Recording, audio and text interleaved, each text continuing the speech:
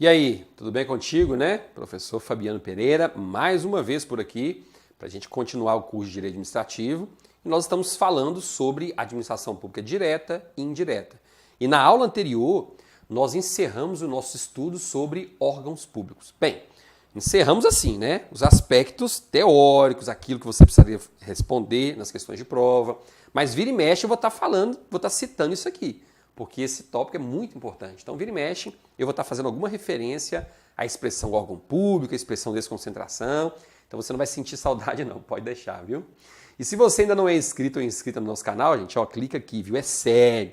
Você tem que se inscrever no nosso canal para que o nosso canal possa crescer em número de visualizações, em número de pessoas participando da nossa comunidade. Isso é muito importante, porque quanto mais inscritos no nosso canal, mais visibilidade e mais vídeos de qualidade nós vamos disponibilizar para vocês. E ó, tem muito curso bacana vindo por aí, ó, 0800. E todos os cursos nessa qualidade aqui. Tem negócio aí para colocar por colocar não, é curso de qualidade. Então conto com a sua colaboração, tá ok? E logo depois que você se inscrever no nosso canal, aqui embaixo você tem um link para baixar o meu e-book. E esse e-book foi desenvolvido para que você possa ter acesso a informações importantíssimas para o seu processo de preparação. Vamos lá então?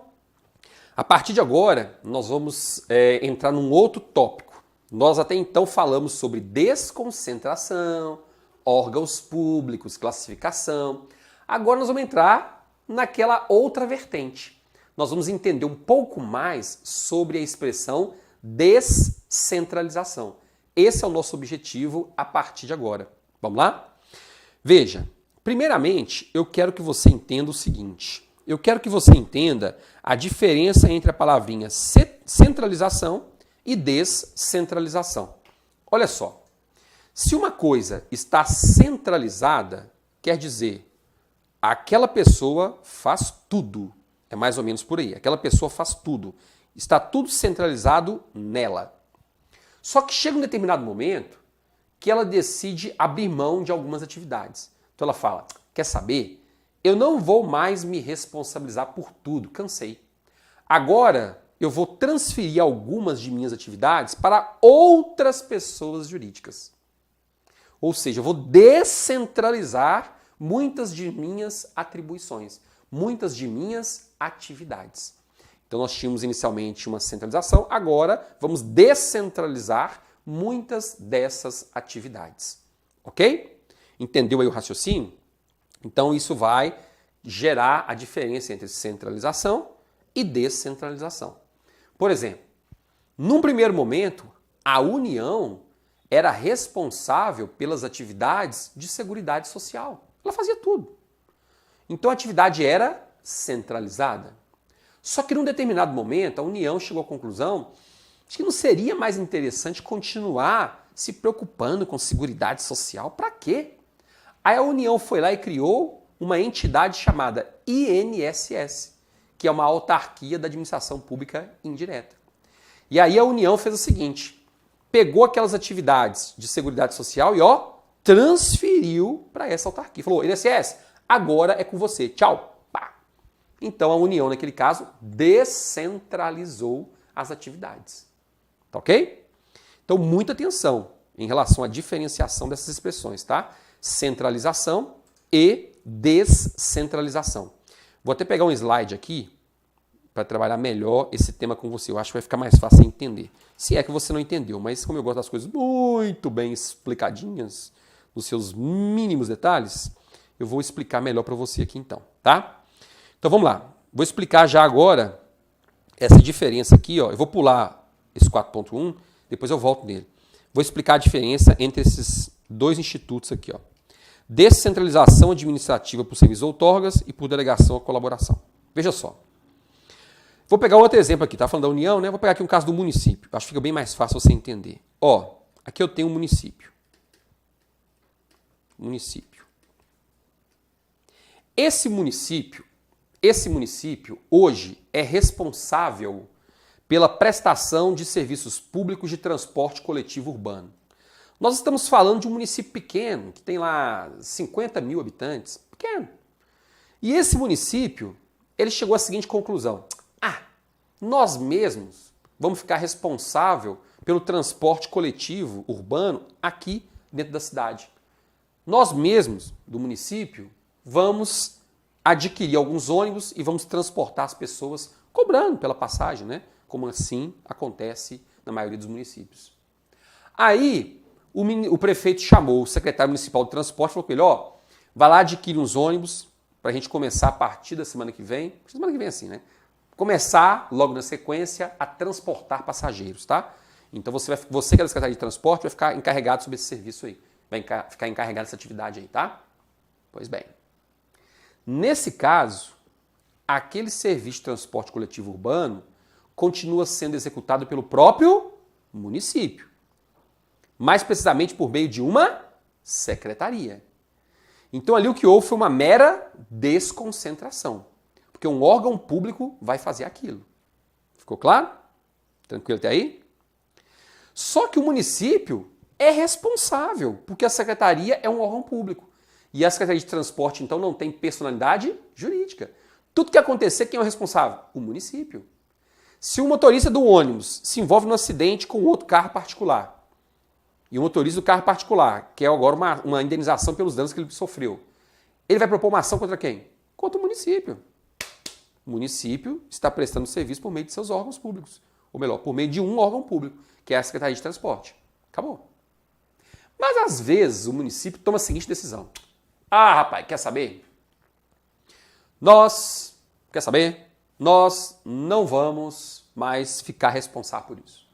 Nós vamos fazer o seguinte, nós vamos realizar uma licitação e aí as empresas particulares, que são proprietárias de veículos, né, de transporte, vão participar da licitação e quem vencer a licitação vai assinar um contrato administrativo conosco e vai ficar responsável por prestar esse serviço. Ó, por sua conta e risco. Se amanhã ou depois seu motorista bater no outro carro particular e tiver ação judicial, a ação judicial vai ser proposta contra você. Eu não quero nem saber disso. Beleza. É uma opção que o município tem. Então eu vou colocar aqui nesse quadrinho. Ó. Se o município... Opa, volte aqui. Se o município ele presta o serviço por meio de uma secretaria de transporte, aqui eu tenho uma desconcentração, porque é um órgão público que está prestando aquele serviço. Desconcentração. Tá ok? Mas o município pode fazer o quê? O município pode... Vou até colocar uma canetinha diferente aqui. Ó. O município pode descentralizar o serviço. Descentralizar o serviço. Ele pode, né, gerar uma descentralização. Tá ok? Vou colocar outra canetinha aqui. Ó. Então ele pode descentralizar o serviço. E quando nós falamos em descentralização, ou descentralizar ou descentralização, nós temos duas possibilidades. Essa descentralização, ela pode acontecer, voltando aqui, a descentralização pode acontecer, ó, por serviços ou outorga, tá? Serviços / outorga. Ok? Ou pode acontecer por delegação ou colaboração. Delegação / colaboração. Pode acontecer dessas duas formas. Serviços / outorga ou delegação e colaboração. Então o que nós estamos falando aqui é de quê? É de um serviço de transporte coletivo urbano, né? Então, gente, olha só que interessante. O município, ele pode fazer o seguinte, ele pode criar uma entidade da administração pública indireta e transferir para aquela entidade a prestação do serviço de transporte coletivo urbano. E aquela entidade da administração pública indireta, ela tem vida própria. Vamos supor que seja uma empresa pública. Ela tem vida própria. Então ela vai ser responsável pelo que ela fizer. As eventuais ações judiciais que forem propostas vão ser propostas contra aquela entidade, contra aquela empresa pública e não contra o município. Tá entendendo? Olha aí a estrutura, olha o raciocínio. Então, nesse caso, falou-se em serviços ou outorga na hora da prova, você tem que se lembrar de que você tem que se lembrar aqui que a atividade foi transferida para quem? Para a administração pública indireta. A administração pública indireta. E quando nós falamos em descentralização por serviços ou outorga, que é transferir aquela atividade para uma entidade da administração pública indireta, o que o ente político, o que o município faz é transferir a titularidade e a execução do serviço. Então é como se o município dissesse, ó, você agora é o dono desse serviço, viu, empresa pública? Você é o dono do serviço e você vai executar esse serviço. É mais ou menos por aí. Tá ok? Você é o dono do serviço, você é a titular do serviço e você vai executar esse serviço. Tranquilo até aqui? Então é assim que funciona na prática. Isso cai demais em prova, viu? Na descentralização por serviços ou outorga, transfere-se então a titularidade e a execução do serviço. Tá bem? Vamos voltar aqui, ó. Vou trocar a canetinha de novo. Olha outro ponto importante. A descentralização por serviços ou outorga, ela acontece por meio de lei. Tá bem? Por meio de lei. Então vai existir uma lei autorizando uma lei específica, autorizando a criação de uma empresa pública e dizendo que a empresa pública, a partir de agora, será responsável pelo aquele serviço de transporte coletivo urbano. Mas isso se dá por meio de lei. Tá ok? Então, muita atenção, que se for por meio de lei, o prazo é indeterminado. Por quanto tempo essa empresa vai prestar esse serviço? Essa empresa pública? Não sei. Prazo indeterminado. Enquanto existir a lei. Indeterminado.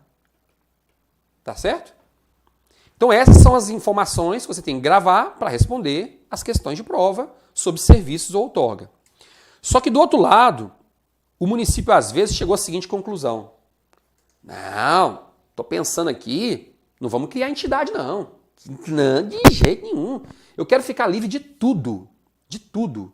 Vamos fazer o seguinte, vamos realizar uma licitação e deixa os particulares participarem da licitação. Quem vencer a licitação, a gente assina o contrato e aí a empresa vai prestar o serviço, por conta e risco dela. Quero nem saber disso mais. Vai ser por esses moldes. Porque se a gente criar uma empresa pública, a gente acaba, no segundo momento, supletivamente, subsidiariamente, responsáveis. Vamos supor que em determinado momento essa empresa pública cometa um ato gravíssimo e ela seja condenada a pagar uma indenização de 100 milhões de reais em virtude daquela conduta irregular que praticou. E o patrimônio todinho dessa empresa pública é de 10 milhões. Ela não tem condições de pagar aquela indenização. Vai sobrar para quem? Oh, vai sobrar para o município que criou a entidade.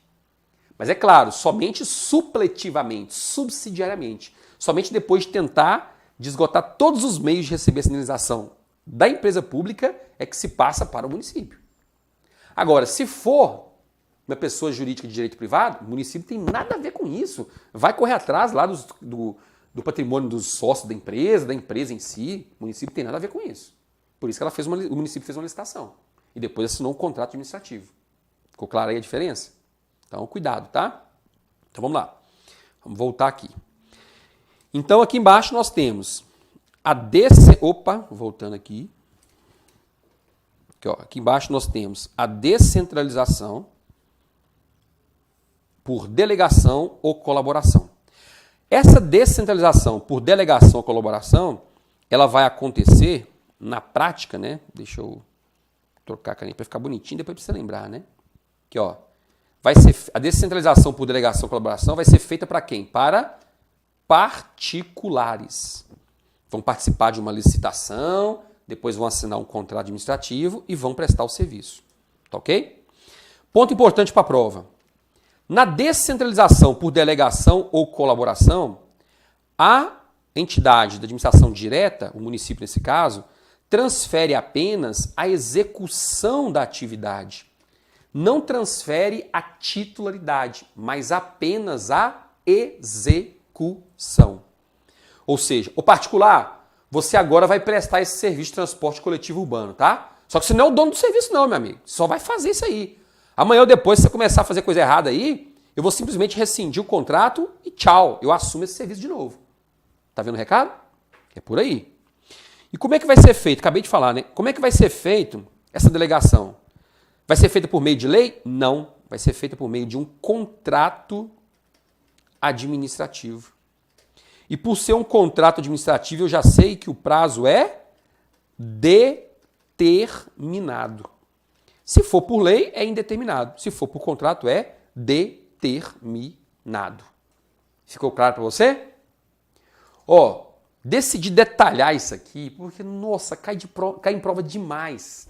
E o problema é que quando cai em prova, eu percebo que o índice de erros é muito grande. Eu não sei por quê. Eu acho que o aluno, quando ele vai estudar, ele não faz esse esqueminha. Geralmente o aluno não faz isso, né? Ele não desenvolve esses esqueminhas. E como não desenvolve esses esqueminhas, ele acaba ficando um pouco perdido em relação a isso aqui. Então, quando você está estudando um assunto, esses esqueminhas aqui, isso aqui é um mini mapa mental, vamos dizer assim, né? Então, esses mapas mentais são muito importantes para que você possa efetivamente frisar o conteúdo, tá ok? Muito importante mesmo. Então, faça. Dentro do nosso método, na minha mentoria, por exemplo, nós utilizamos o método TARC, né? Teoria, assimilação, revisão e questões. E dentro da fase de assimilação, a gente trabalha muito com mapas mentais, que é esse estilo aqui. Então eu chego para o meu aluno e digo, olha, vem cá, eu vou lhe ensinar algumas técnicas de assimilação do conteúdo, antes de você começar a fazer revisões, antes de você começar a resolver questões. Então ele vem e aprende a fazer isso aqui. Porque quando ele bate o olho nisso aqui, ó, nossa, vem na hora todas as informações que ele precisa para responder as questões de prova. E aqui, às vezes, estão resumidas mais de 50 páginas de um curso. Porque esse assunto aqui é complexo ao extremo. Entretanto, o que ele precisa saber para responder as questões de prova é apenas isso que está aqui dentro. Tá bem? Certinho? E por último, né, que era o primeiro, voltemos aqui a uma outra forma de descentralização, que é a descentralização administrativa territorial. Como assim? Quando você for responder as questões de prova, lembre-se do seguinte: hoje no Brasil, nós não temos territórios. Não temos. Já tivemos antes da Constituição de 88. Fernando de Noronha, por exemplo, era um território. Hoje é um pedaço do estado de Pernambuco, mas já foi um território. Mas amanhã ou depois, é possível sim que se criem novos territórios no Brasil. E quando esses territórios forem criados no Brasil, eles serão chamados de autarquias. Então, os novos territórios, se forem criados no Brasil, serão denominados de autarquias. Mais precisamente, autarquias territoriais. Então, se você encontrar alguma questão específica sobre isso, lembre-se, se amanhã ou depois for criado algum território no Brasil, esse território estará vinculado a quem? À União, tá ok? À União, ou algum órgão específico da União. Mas o território ele terá personalidade jurídica própria, porque ele vai ter a natureza jurídica de autarquia territorial. Ficou claro? Certinho? Assimilou bem o conteúdo? Ótimo! E aproveitando a oportunidade, gostaria de dizer o seguinte: se você gostou do vídeo, gostou da aula de hoje, dê o seu joinha agora. Aqui embaixo, ó, coloque o seu comentário, coloque as suas perguntas, porque para mim é um grande privilégio poder passar aqui e responder todas elas, sem exceção. E se você quer colaborar com o crescimento do nosso canal, compartilhe este vídeo com seus amigos, né? Diga lá nas redes sociais, olha, conheci um curso de direito administrativo, estou gostando, vai lá, é gratuito, é de qualidade, vai te ajudar muito a entender a matéria, porque aí a gente avança dos dois lados. Você garantindo a sua aprovação e eu fazendo com que o canal cresça cada vez mais. Combinado? Bons estudos para você. Até a próxima. Tchauzinho.